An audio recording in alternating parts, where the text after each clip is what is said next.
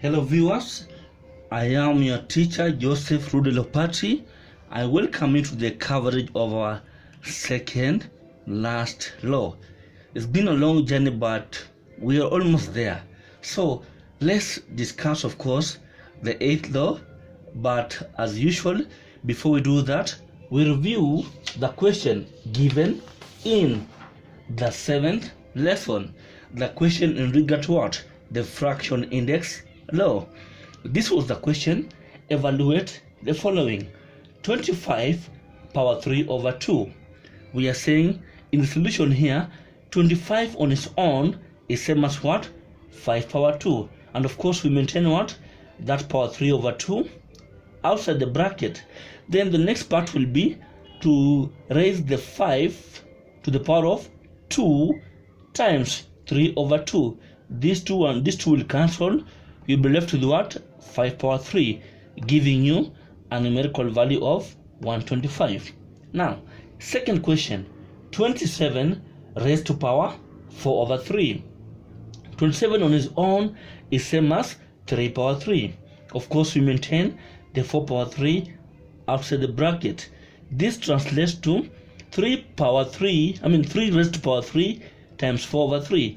The 3 and the 3 will cancel. You're left with what? 3 power 4, which is same as 81.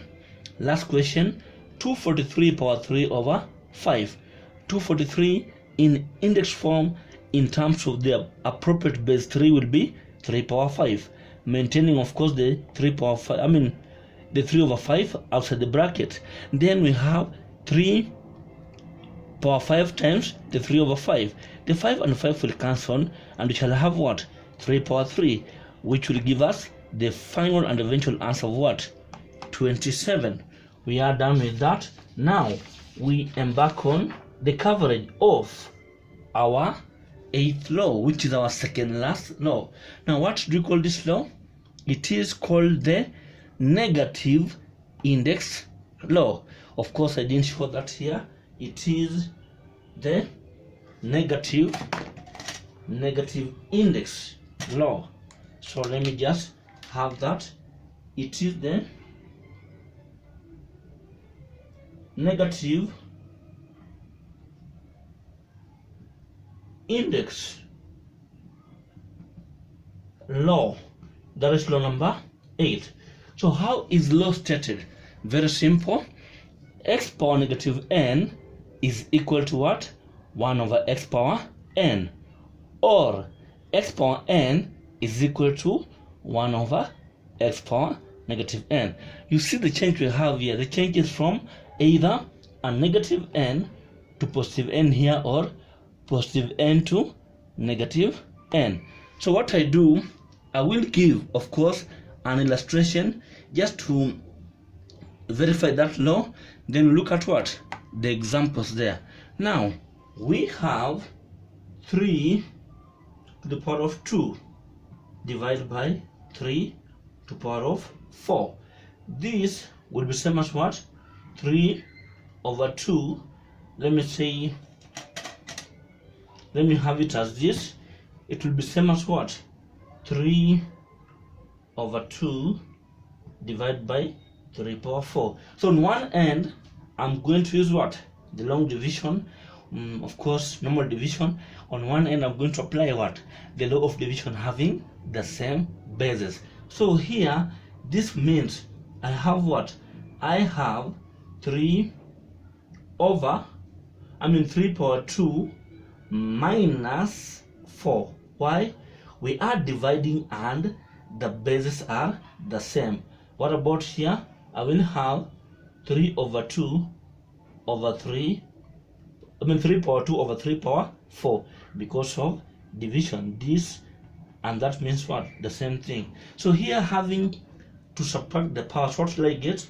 3 power negative 2. What about here? Of course, just to save time, I will have 3 times 3 being in the numerator. What about the denominator? 3 times 3 times 3 times 3, 4 times. Then I cancel that with that, cancel that with that. Here I will have that maintained, 3 power negative 2. What about here? I have every element cancel in the numerator, meaning I'm left with what? I'm left with 1. What about in the denominator? I'm left with 3 multiplied by 12 twice. So what do I have? 3 power negative 2 is equal to 1 over 3 power 2. Of course, verifying that particular law. Now, let's go to the examples. Example number 8, based on this negative index law. So what is the question? Evaluate the following. Part A, what do I have? Of course, I have the solution. Part A, 3 power negative 2. This will be same as what? 1 over 3 power 2, which in the end will give me what? 1 over 9, because 3 power 2 is 9. Part B, we have 36 power negative a half, as you can see there. So what do? I express 36 in terms of a suitable, of course in index form, in terms of a suitable base. That base will be 6 power 2. Then the power negative a half is brought there. What will I have in the end? 6 power 2 times negative a half. That and that will cancel. I will have what? 6 power negative 1, which will be same as what? 1 over 6 power 1. In the end, that is same as what? 1 over 6. That's how you approach that particular question. We go to our last, of course, example. What is the question?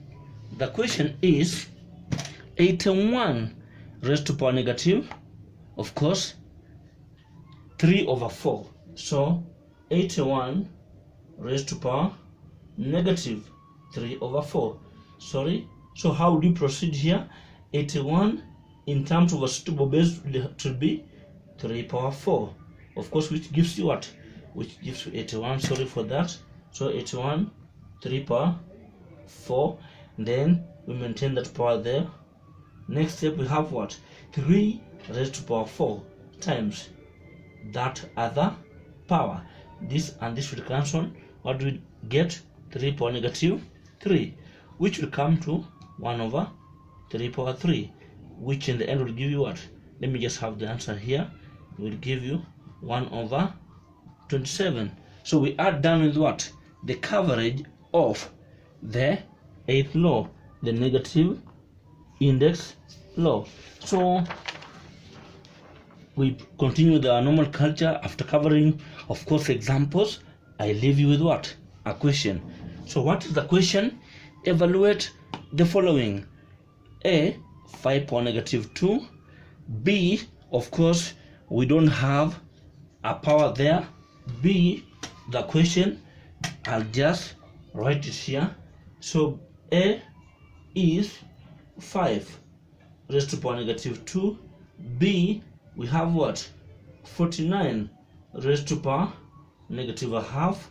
Lastly, C, we have 32 raised to power negative 3 over 5. So this is your assignment. So evaluate the following. 5 power negative 2, which is there. Here the power is missing. It is 49 power negative a half. Lastly, 32 raised to power negative 3 over 5. Now let's meet in our next lesson, just to be able to now complete the journey. Of course, now we began. Thank you. You have a good time.